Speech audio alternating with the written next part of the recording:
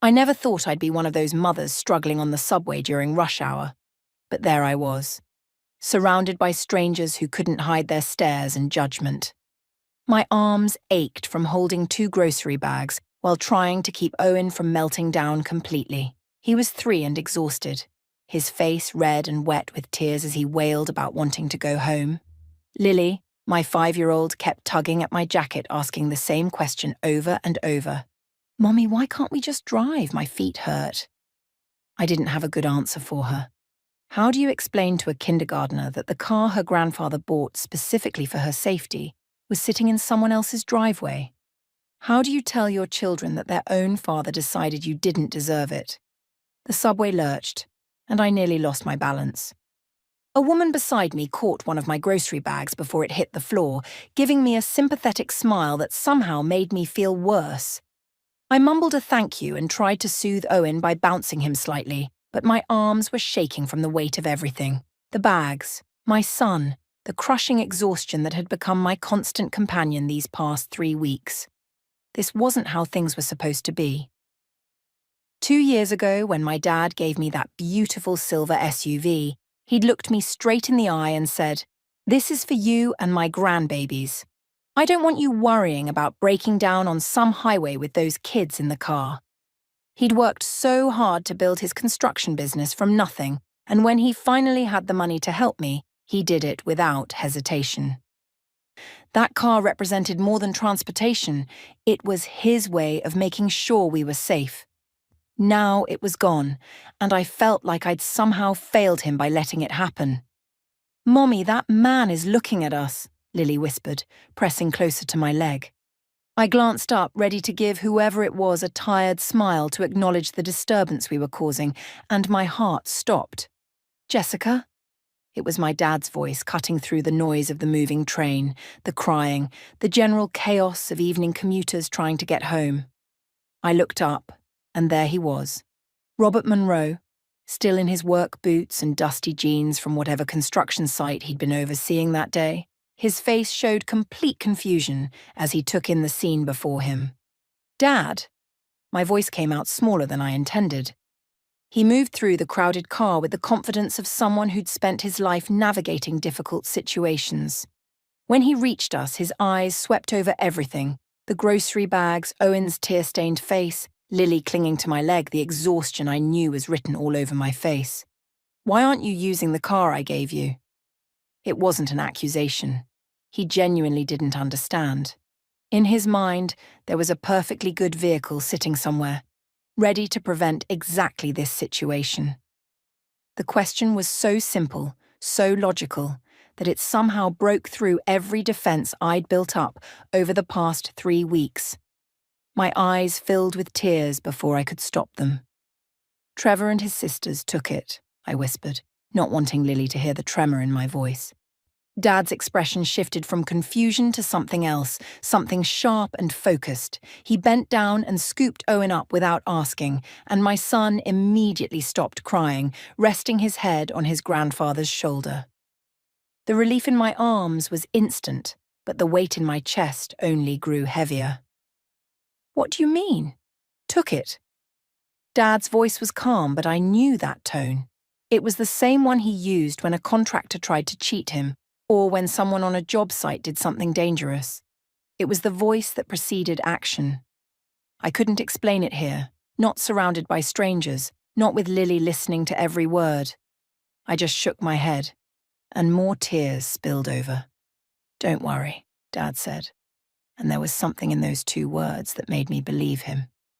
He shifted Owen to one arm and took both grocery bags with the other like they weighed nothing.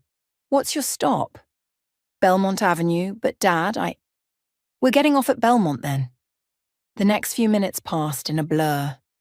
Lily held my hand and kept looking up at her grandfather carrying her baby brother, probably wondering why we'd never called him before, if he could make everything feel safer so quickly.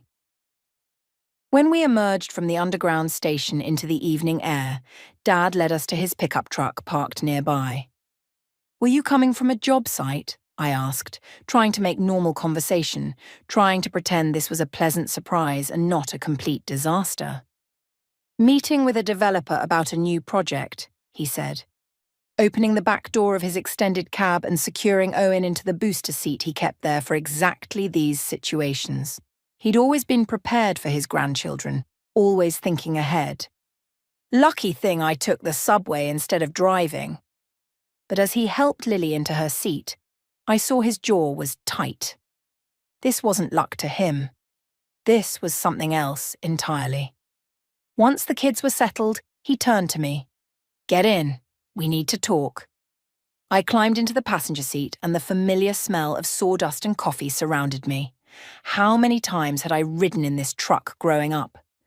How many times had Dad picked me up from school, from failed dates, from mistakes I'd made? And here I was again, needing him to rescue me, except this time I'd brought 2 innocent kids into my mess.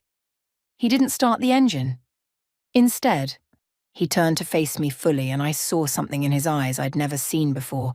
Not anger exactly, but something colder and more dangerous.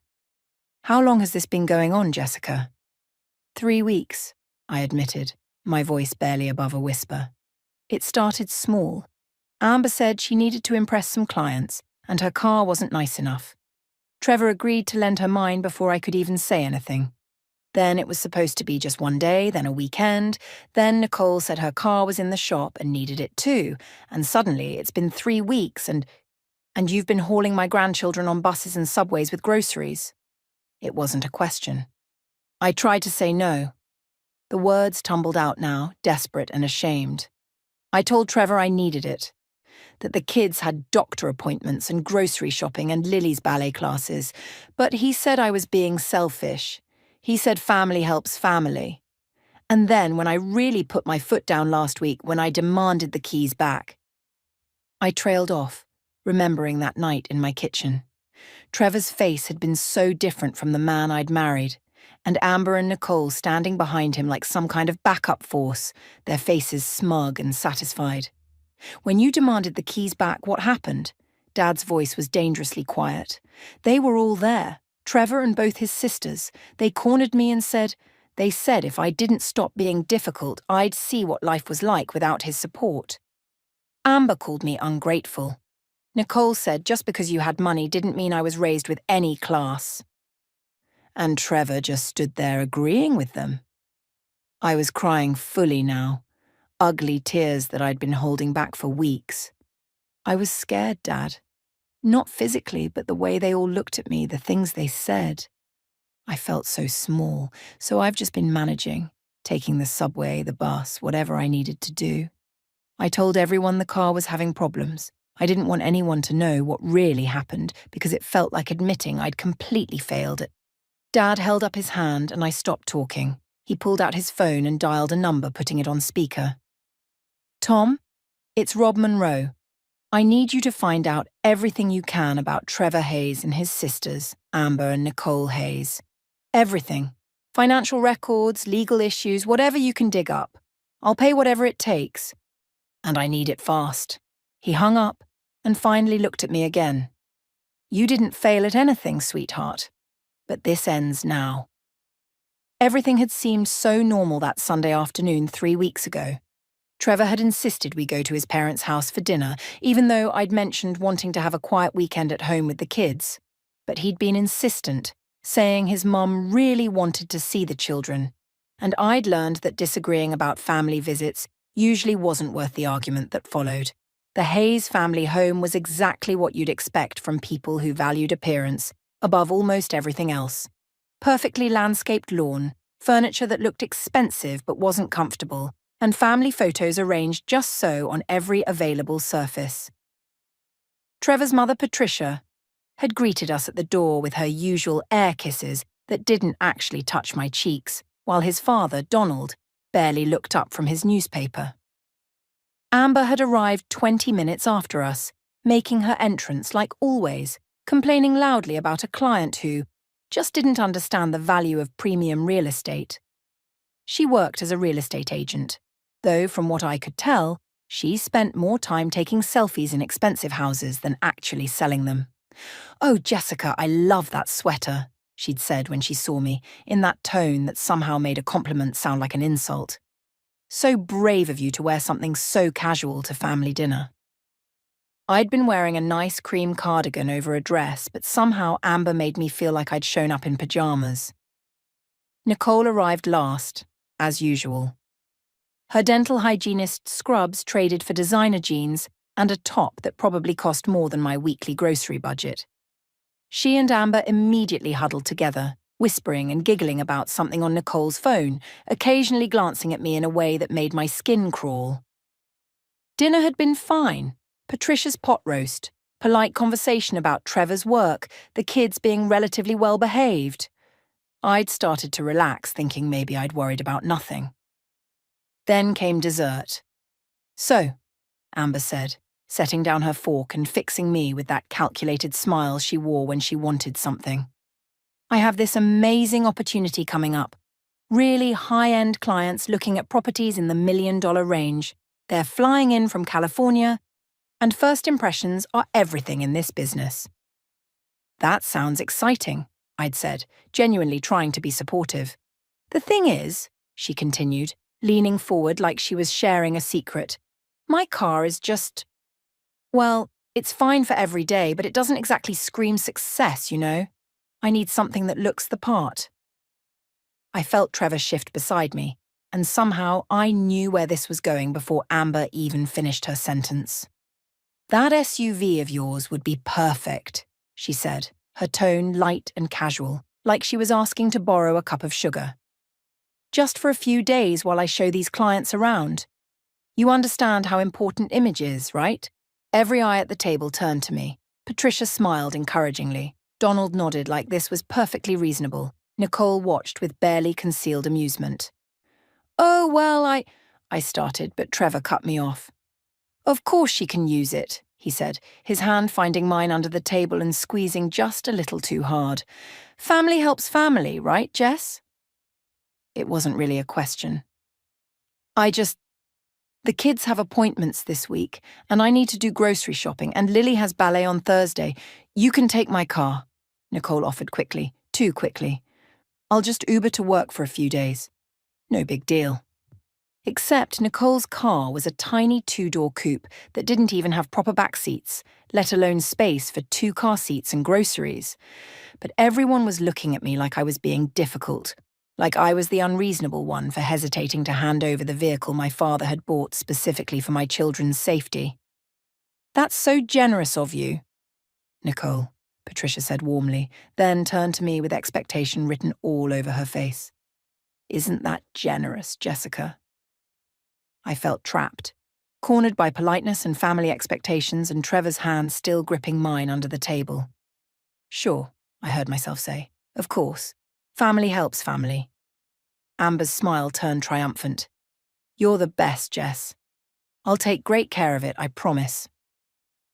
That had been 3 weeks ago, and a few days had stretched and stretched like taffy being pulled. First, Amber needed it through the weekend because the clients wanted to see more properties. Then she needed it for another week because she had more showings lined up. Then suddenly Nicole's car actually was in the shop, or so she claimed, and she needed to borrow it too. Every time I asked Trevor when I'd get my car back, he'd get defensive. "Why are you being so selfish about this?" he'd snapped one evening while I was making dinner. "My sister is trying to make a big sale that could really help her career, and you're worried about driving to the grocery store." "It's not just the grocery store," I'd protested quietly, stirring the pasta sauce and not looking at him. "It's the kids' activities, their appointments. Your father bought that car specifically because—" "Your father," he'd corrected sharply. "Your father bought it, yes, and he thinks that means he can control everything, doesn't he? Well, you're part of the Hayes family now, Jessica. That means what's yours is ours." That logic had made my head spin, but I'd learned that arguing with Trevor when he was in that mood only made things worse. So I'd adjusted. I'd figured out bus routes and subway schedules. I'd learned which grocery stores were closest to which stations. I'd carried Owen when he got too tired to walk and held Lily's hand through crowded platforms and pretended everything was fine. Until last Wednesday, when I'd finally broken. Amber had posted photos on social media, her and Nicole in my car at some wine bar downtown with the caption, "Sisters who slay together stay together." Not showing properties, not with clients, just out having fun in the vehicle they'd guilted me into lending them. I'd shown the photos to Trevor that night after the kids were in bed. "I need the car back," I'd said, trying to keep my voice steady. "This was supposed to be for a few days for work, and they're just using it to go out. I need it back, Trevor." His face had darkened immediately. "Are you serious right now? You're going to make a big deal about this? It's been 3 weeks. I've been taking 2 small children on public transportation in the heat, carrying groceries, and your sisters are using my car to go drinking downtown. Yes, I'm serious." I hadn't meant to raise my voice, but the frustration had finally boiled over, and that's when everything changed. Trevor had pulled out his phone and made a call. "Hey, Amber. Yeah, can you and Nicole come over? We need to have a family discussion." They'd arrived within 30 minutes, like they'd been waiting for the call. And suddenly I was facing all 3 of them in my own kitchen. Trevor standing with his arms crossed, Amber leaning against the counter with that superior smirk, Nicole examining her nails like this was boring but necessary. "So Jessica has decided to be difficult about the car situation," Trevor announced, like I wasn't even there. "Really?" Amber's eyebrows shot up in mock surprise. "After everything we've done for her? What have you done for me?" The question escaped before I could stop it. The temperature in the room dropped 10 degrees. Nicole stopped examining her nails and looked at me like I'd just said something obscene. Amber's smirk vanished, replaced by something cold and sharp. Trevor's jaw clenched so tight I could see the muscle jumping beneath his skin. "What have we done for you?" Amber repeated slowly, pushing off from the counter and taking a step toward me. "Are you actually asking that question right now?" "We welcomed you into this family," Nicole added, her voice dripping with false sweetness. "Even though you came from nothing." "I didn't come from nothing," I said quietly, but my voice was shaking. "My dad worked hard for everything he has." "Oh, your dad?" Amber laughed, but there was no humor in it. "Yes, let's talk about your dad. New money.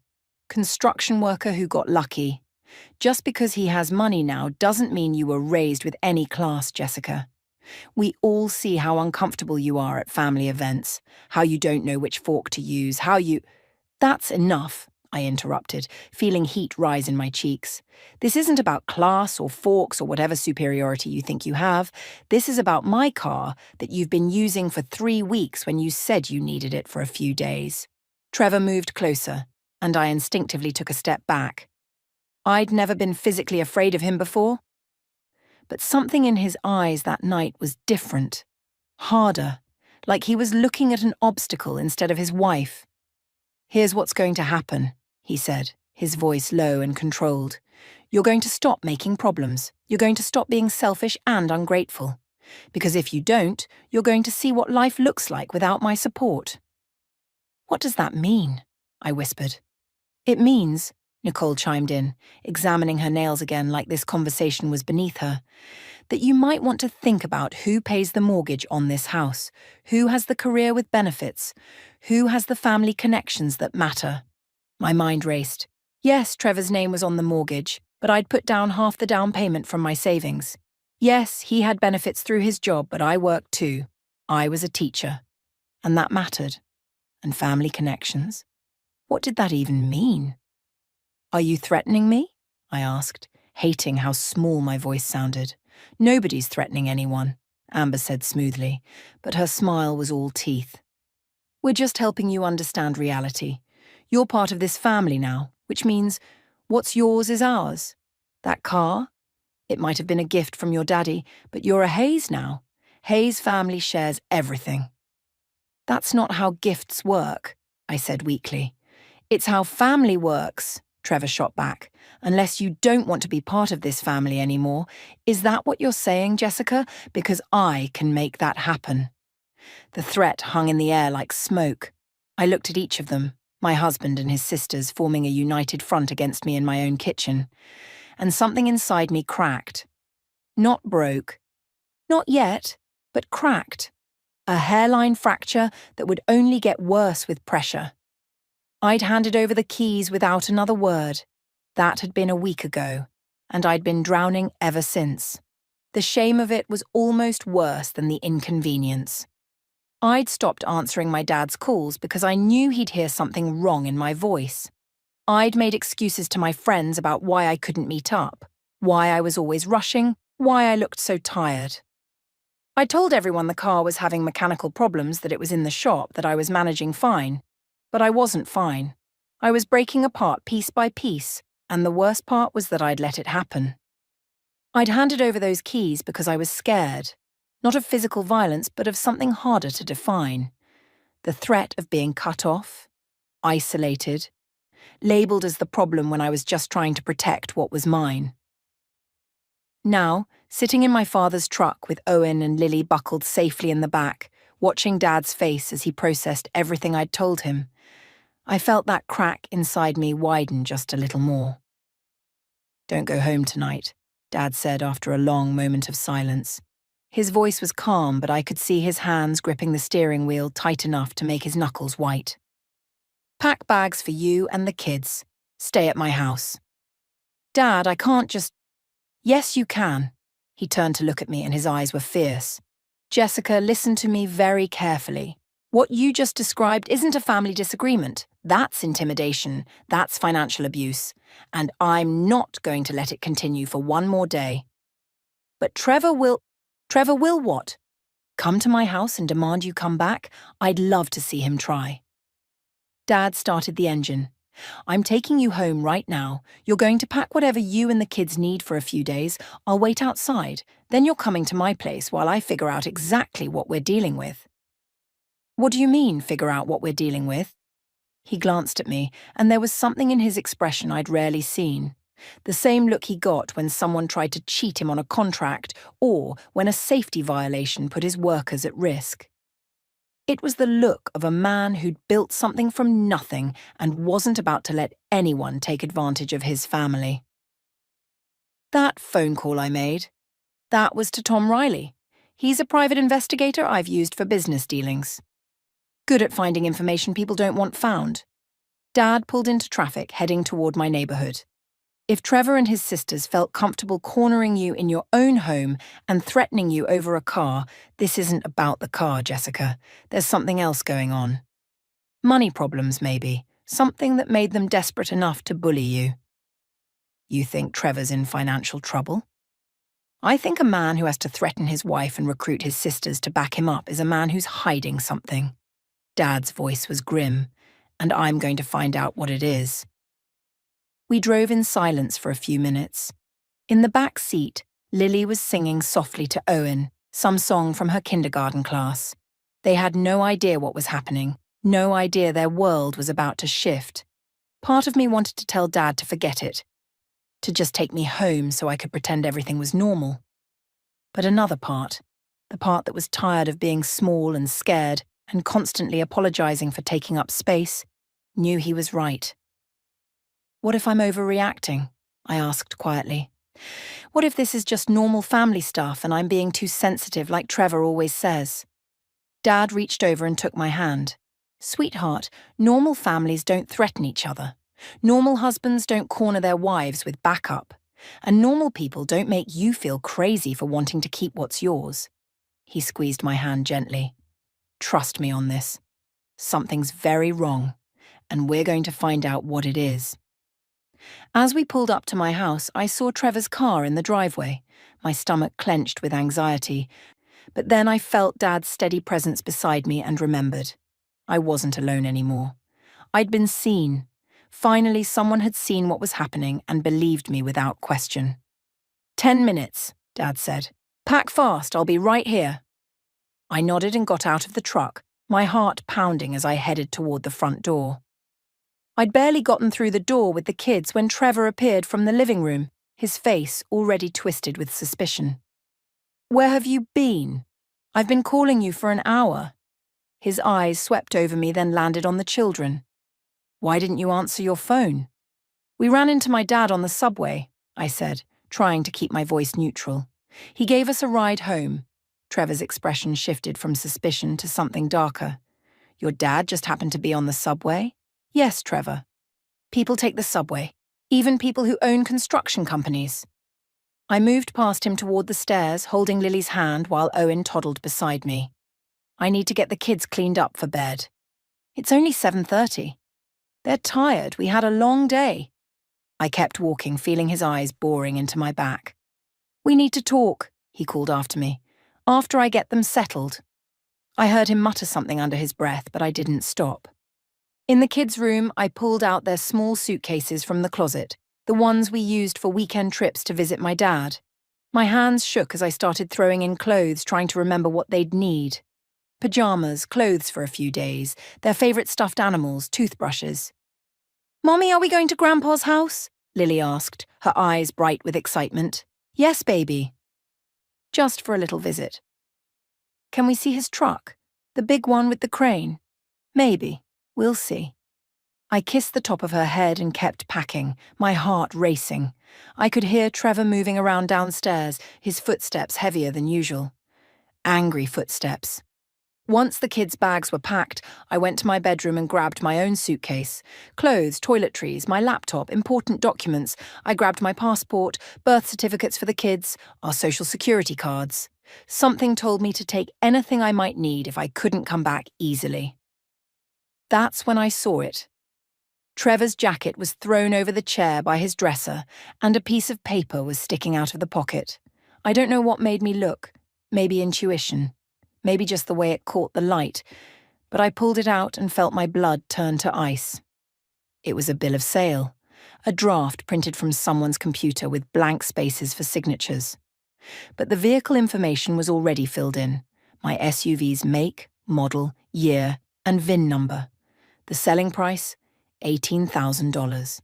My father had paid $32,000 for that car 2 years ago. I stood there staring at the paper and suddenly everything clicked into place. This wasn't about Amber needing to impress clients. This wasn't about Nicole's car being in the shop. This was about Trevor planning to sell my car, the car that wasn't even in his name, without telling me. "Jessica," Trevor's voice came from downstairs, sharp and impatient. "Are you coming down or what?" I folded the paper and shoved it in my pocket, then grabbed my suitcase and headed downstairs. Trevor was standing by the front door, blocking it, his arms crossed over his chest. "Where do you think you're going with those bags?" "The kids and I are staying at my dad's for a few days." "Like hell you are." He moved closer and I instinctively stepped back. "You're not taking my children anywhere." "They're my children too, Trevor, and we're just visiting my dad. It's not a big deal." "It is a big deal when you're acting crazy and irrational." His voice rose. "First you make a scene about the car. Now you're running to Daddy like a child. When are you going to grow up, Jessica?" I felt the paper in my pocket like it was burning. I found the bill of sale. The colour drained from his face just for a second before the anger rushed back in. "You went through my things?" "It was sticking out of your pocket. You were planning to sell my car." "My car, Trevor. The one my father bought for me and the kids. The one that's in my name. Not yours. We're married. What's yours is mine. You said so yourself. Family shares everything." He was using Amber's words, her logic, and it made me feel sick. "That's not how it works. That car is titled solely in my name. Selling it without my permission is theft." Trevor laughed, but it was harsh and bitter. "You're going to call me a thief? After everything I've done for you? After I gave you this house, this life? I helped pay for this house. I work too, Trevor. I contribute. You're a teacher. You make what, $35,000 a year? That's barely enough to cover groceries," he sneered, and I saw his sisters in that expression. "Without me, you'd be living in some apartment somewhere, struggling to make rent." Behind me, I heard Lily start to cry softly. She'd come to the top of the stairs and was watching us fight. Owen was beside her, his thumb in his mouth, his eyes wide and scared. "Stop it," I said quietly, gesturing to the kids. "Just stop. I'll stop when you put those bags away and start acting like a wife instead of a spoiled brat who runs to Daddy every time things don't go her way." There was a knock at the door. hard, authoritative. Trevor and I both froze. "That's my dad," I said. "He's waiting for us. Tell him to leave." "No." The knock came again, louder this time. Trevor's face went red. "If you walk out that door with those kids, don't bother coming back, you hear me? You want to choose your daddy over your husband, fine. But don't expect me to be here when you decide to come crawling back." I looked at him, really looked at him, and wondered when he'd become this person. Or had he always been this way, and I'd just been too desperate to be loved to notice? "I'm not choosing between anyone," I said quietly. "I'm choosing to not be threatened in my own home. I'm choosing to not have my things stolen. I'm choosing to protect my children from watching their father bully their mother." I walked past him to the stairs and scooped up Owen, taking Lily's hand.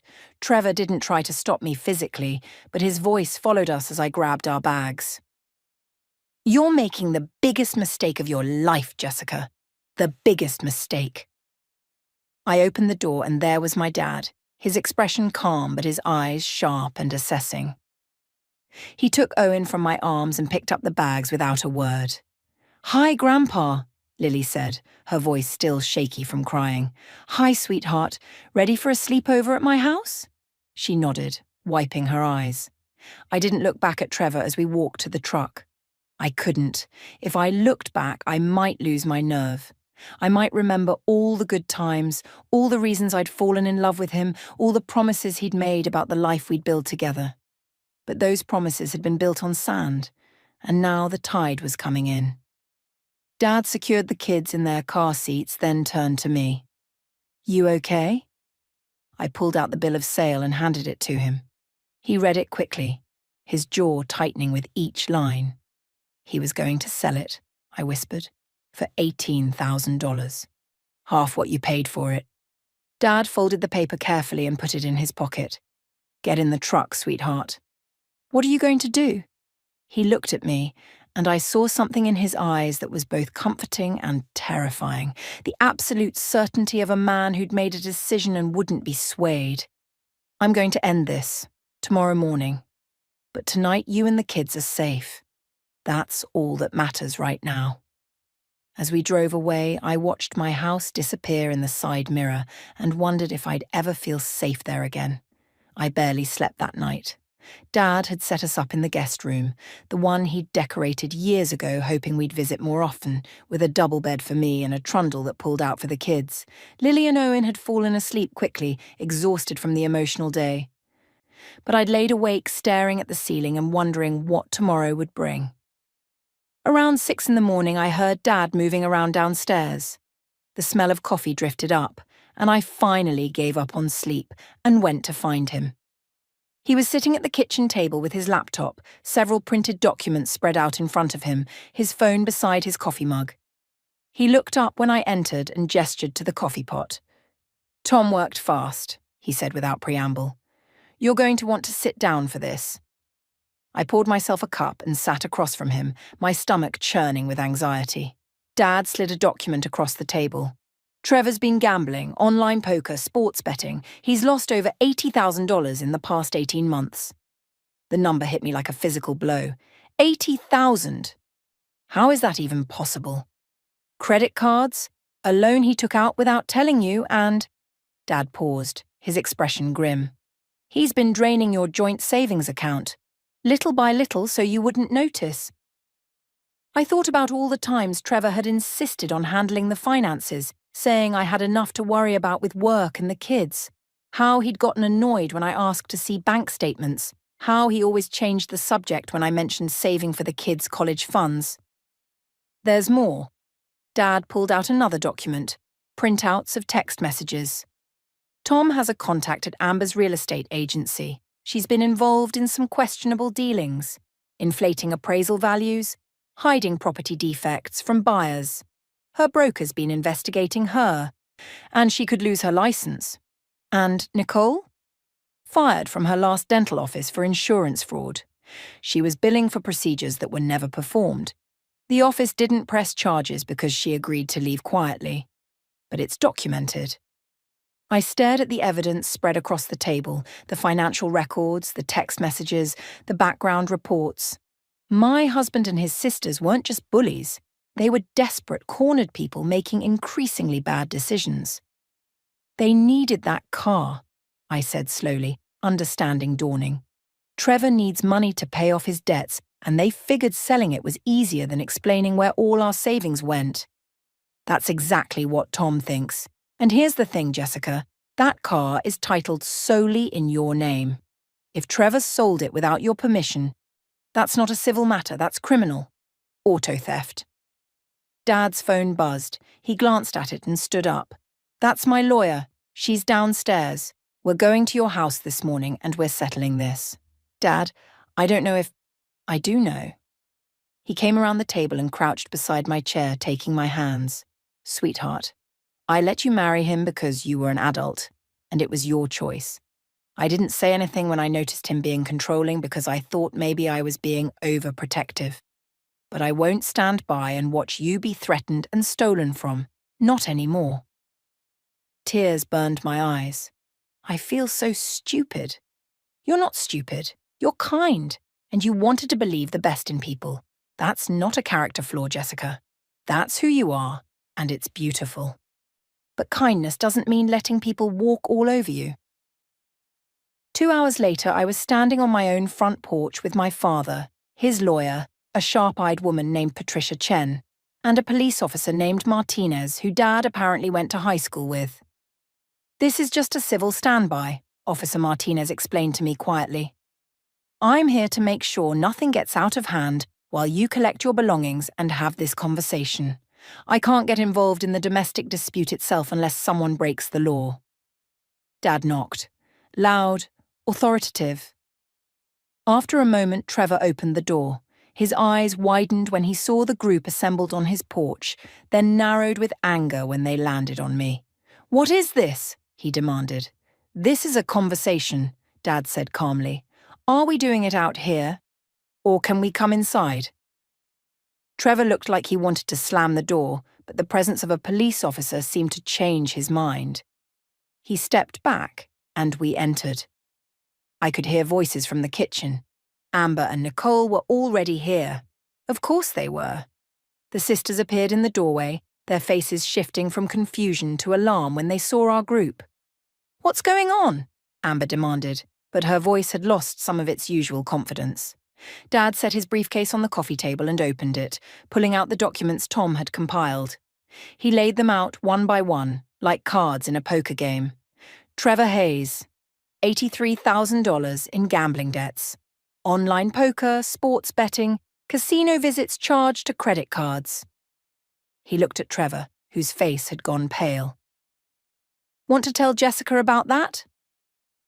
Or should I continue? This is a private matter, Trevor said, but his voice shook. It stopped being private when you tried to steal and sell your wife's car to cover your debts. Dad pulled out the bill of sale I'd found. This vehicle is titled solely in Jessica's name. Selling it without her permission isn't a family disagreement. It's auto theft. A felony. Patricia Chen stepped forward, pulling out her own documents. Mr. Hayes, I'm Patricia Chen, representing Mrs. Hayes. We're prepared to file for legal separation immediately. We also have grounds for fraud charges given your systematic depletion of joint marital assets without disclosure. You can't prove that, Trevor said, but he was sweating now. Actually, we can. Dad pulled out bank statements highlighted in yellow. Every withdrawal, every transfer, every credit card payment to online gambling sites, it's all here. Amber found her voice. This is harassment. You can't just barge in here with threats and...